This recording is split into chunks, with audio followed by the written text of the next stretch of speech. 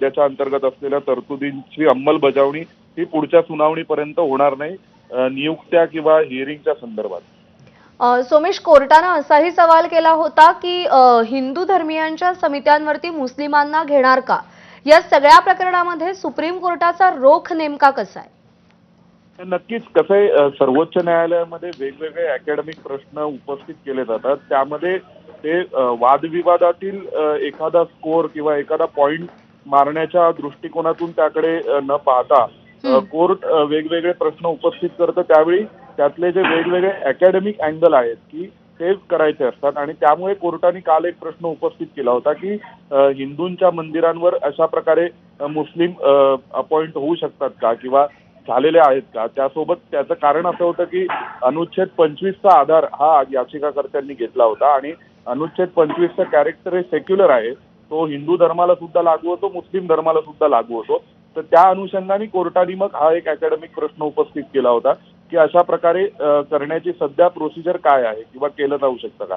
त्यामुळे कोर्टाचा त्यावरून त्यांनी कुठल्या स्वरूपाचा अर्थ काढला किंवा निष्कर्ष मांडला असं नाहीये, परंतु जनरली कोर्टामध्ये जसं आपल्याला आठवतंय राम मंदिरावरील याचिकेदरम्यान कोर्टाने एक प्रश्न उपस्थित केला होता की रामाचे कोणते वंशज आता उपस्थित आहेत का, तर त्याचाही अर्थ सर्वसामान्यांनी वेगळ्या दृष्टीने घेतला। पण कोर्ट एक त्यांच्या अकॅडमिक प्रोसेसचा भाग म्हणून असे वेगवेगळे अँगल एक्सप्लोर करत असतं सुनावणी दरम्यान, तर त्या अनुषंगाने तो प्रश्न उपस्थित केला गेला होता। सध्या जी नवीन जी सध्याची जी ऑर्डर आहे कोर्टाची ती असं म्हणते की सध्या ज्या नोटिफाय केलेल्या जागा आहेत वक्फ बाय युजर म्हणजे वापरकर्त्यांनी वापर केला आणि त्यानुसार त्या वक्फ म्हणून डिक्लेअर झाल्या, तर त्या प्रॉपर्टीच्या कोणत्याही स्वरूपाच्या अधिसूचना केलेल्या प्रॉपर्टीचं डिनोटिफिकेशन होणार नाही, कलेक्टर ते करणार नाही। आणि दुसरं त्यांनी म्हटलंय की जे वक्फ कौन्सिल आणि बोर्ड याच्या संदर्भातले जे गठन करण्याची तरतूद ही करण्यात आलेली आहे कायद्यात, तर ती तरतुदीवर आम्ही स्टे आणत नाहीये। पण दुसऱ्या बाजूला 5 वर्ष इस्लाम प्रॅक्टिस करत असलेला माणूस पाहिजे वक्फ डिक्लेअर करण्यासाठी, इतर ज्या नवीन तरतुदी आहेत कायद्यातल्या त्यावर कुठल्याही प्रकारचा स्टे हा कोर्टाने दिलेला नाहीये। सध्या 7 दिवस कोणत्या नवीन सुनावण्या होणार नाहीत आणि नियुक्त्या होणार नाहीत जोपर्यंत केंद्र सरकार त्यांचं म्हणणं कोर्टासमोर सादर करते तोपर्यंत, असं त्यांनी म्हटलंय। आणि ही केंद्र सरकारने भूमिका मांडली, त्याला फक्त कोर्टाने म्हटलंय की केंद्र सरकारनेच आम्हाला असं आश्वस्त केलेलं आहे की आम्ही अशा स्वरूपाच्या कोणत्या नव्या नियुक्त्या करणार नाहीये पुढच्या आमचं म्हणणं तुमच्या कोर्टापुढे मांडण्यापर्यंत। त्यामुळे कोर्ट असं म्हणणार आहे की ठीक आहे, म्हणजे आम्ही तुमचं जे म्हणणं आहे तेच आम्ही रेकॉर्डवर घेतो आणि हेच आम्ही इंट्रीम ऑर्डर करतो म्हणून। सोमेश, धन्यवाद दिलेल्या सगळ्या सविस्तर माहितीसाठी। तर वक्फ कायद्यासंदर्भात सुप्रीम कोर्टाचा अंतरिम आदेश अगदी थोड्याच वेळात येणार आहे। 3 मुद्द्यांवरती सुप्रीम कोर्टाचा अंतरिम आदेश अपेक्षित आहे। केंद्र सरकारने सुप्रीम कोर्टामध्ये आपलं म्हणणं मांडण्यासाठी वेळ मागितलेली आहे आणि जोपर्यंत केंद्र सरकार सुप्रीम कोर्टामध्ये आपलं म्हणणं मांडत नाही तोपर्यंत परिस्थिती जैसे थे ठेवा असे आदेश कोर्टाने दिलेले आहेत। वक्फ संदर्भात फार मोठे बदल आता आम्हाला नकोत असं देखील कोर्टाने म्हटलेलं आहे। नव्या वक्फनुसार कोणतीही समिती नियुक्त होणार नाही असं देखील कोर्टाने नमूद केलेलं आहे।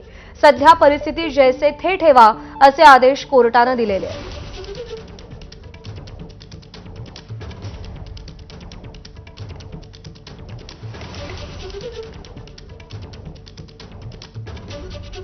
तर एक महत्त्वाची अपडेट हाती येते आहे। आताची सगळ्यात मोठी बातमी अशी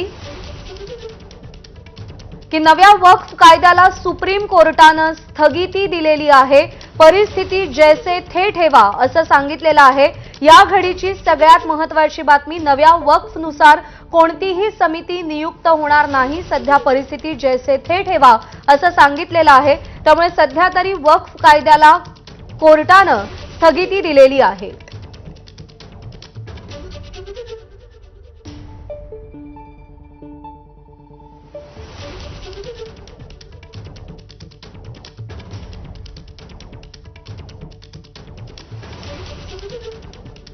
तर केंद्र सरकारने जोपर्यंत कोर्टामध्ये आपली बाजू मांडत नाही तोपर्यंत परिस्थिती जैसे थे ठेवा असं कोर्टाने सांगितलेलं आहे। नव्या वक्फ कायद्याच्या अंमलबजावणीला सुप्रीम कोर्टाने तुर्तास तरी स्थगिती दिलेली आहे। त्यातले काही निर्णय अंमलात आणण्यासाठी स्थगिती दिलेली आहे। केंद्र सरकारला 7 दिवसात उत्तर देण्याचे आदेश दिलेले आहेत आणि जोपर्यंत केंद्र सरकार आपली भूमिका मांडत नाही तोपर्यंत परिस्थिती जैसे ते ठेवा. वक्फ बोर्ड किंवा परिषदेच्या नियुक्त्या नकोत असं देखील कोर्टानं म्हटलेलं आहे. राज्यांनी सुद्धा बोर्ड किंवा परिषदांवर नियुक्त्या करू नयेत असं कोर्टानं म्हटलंय.